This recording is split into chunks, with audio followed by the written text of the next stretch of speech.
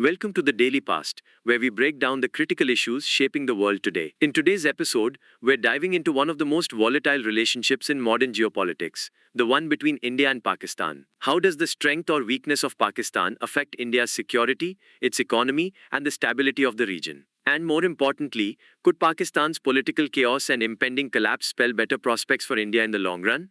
Let's break it down. Now let's talk about what a strong Pakistan means for India. In this scenario, Pakistan would have a consolidated political system, a powerful military, and its infamous nuclear arsenal. This strength could come with some dangerous consequences for India. For one, state-sponsored terrorism would likely continue at full throttle. Strong Pakistan would mean stronger ties between Pakistan's intelligence agency, the ISI, and militant groups like Lashkar-e-Taiba and Jaish-e-Mohammed. These groups have long had Pakistan's backing.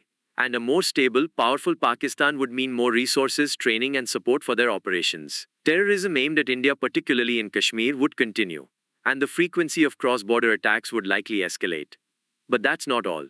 A strong Pakistan, with robust diplomatic relationships, might even be able to deflect international pressure to curb its support for these groups. This means Pakistan could maintain a strategic edge over India, using terrorism as a means of asymmetric warfare, forcing India to expend resources fighting off insurgencies and terrorists, instead of advancing economically or strategically. And let's not forget the nuclear element. Pakistan, with its nuclear weapons, would hold that nuclear deterrent over India's head, creating a volatile situation where every conflict carries the risk of nuclear escalation. In other words, a strong Pakistan wouldn't just be a regional troublemaker. It would be a global concern, especially when it comes to military provocations and potential nuclear standoffs. Now, what about a weak Pakistan? This scenario paints a very different picture. Imagine a Pakistan that is politically unstable, economically fragile, and embroiled in internal conflict. How does this change the dynamic with India? A weakened Pakistan would likely have a diluted military power, meaning its ability to threaten India directly would be significantly reduced. Sure, it might still have nuclear weapons, but its capacity to wage a conventional war would be in serious decline. This means less risk of full-scale conflict between the two nuclear-armed neighbors. But here's the kicker.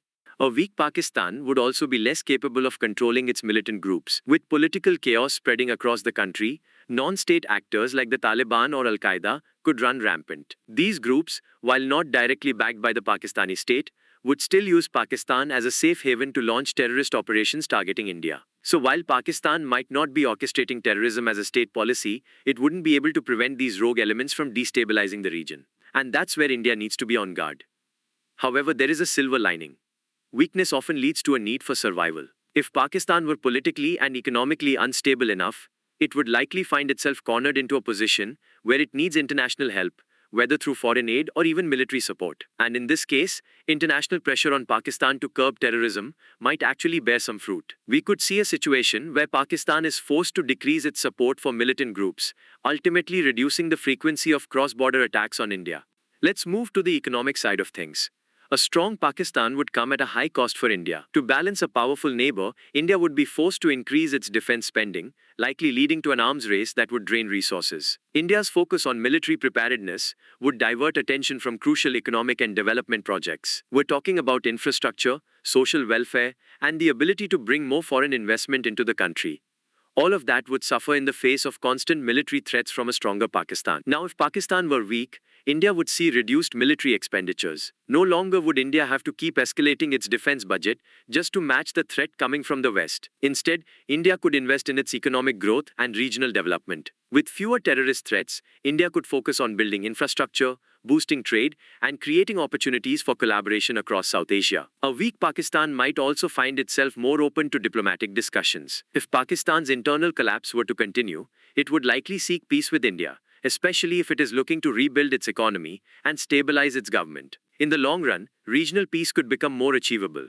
India, in such a scenario, could dictate the terms of peace, ensuring a safer, more secure future for its citizens.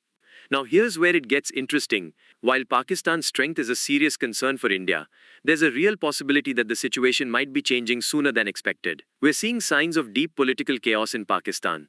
The civil war-like conditions in its border regions, coupled with economic collapse, make Pakistan increasingly unstable. The recent political turmoil within Pakistan, from military takeovers to protests against the government, points to a nation on the edge. The Baloch insurgency, ethnic conflicts, and terrorist factions fighting for control are symptoms of a nation in decline. Pakistan's economic situation is dire.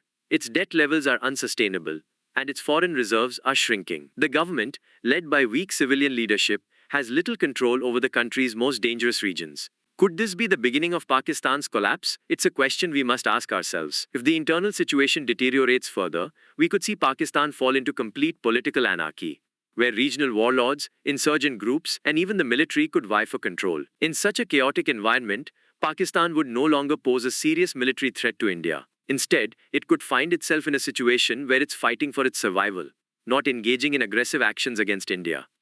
So what does all this mean for India? A weak Pakistan might actually be India's best scenario. With reduced military capabilities, decreased terrorist support, and an internal focus on survival, India would find itself in a position of strength. Less spending on defense, more focus on economic progress, and opportunities to improve diplomatic ties within the region. But the big question remains, how soon will Pakistan collapse?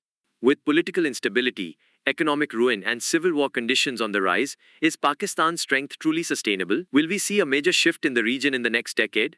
We want to hear from you.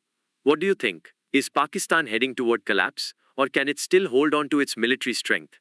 How would a stronger or weaker Pakistan change India's trajectory in the coming years? Leave your thoughts in the comments below, and make sure to subscribe for more in-depth analyses right here on the Daily Past. Until next time, stay curious, stay informed, and keep watching the Daily Past.